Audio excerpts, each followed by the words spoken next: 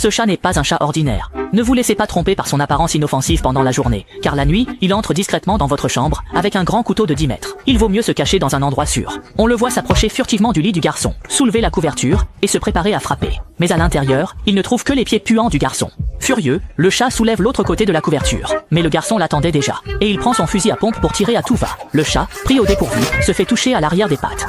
J'ai accidentellement marché sur le tableau électrique.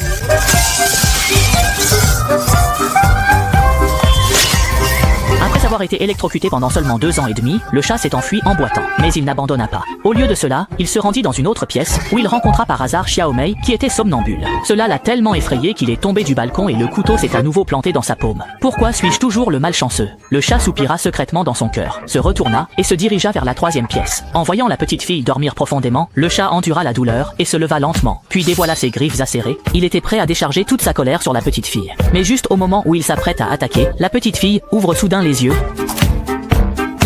Dépêche-toi de te coucher, sinon maman va te gronder. Le chat, touché par l'inquiétude de la petite fille, abandonne son intention de lui faire du mal et s'allonge tranquillement à côté d'elle pour dormir. Alors, la question se pose. Aimeriez-vous avoir un chat aussi grand,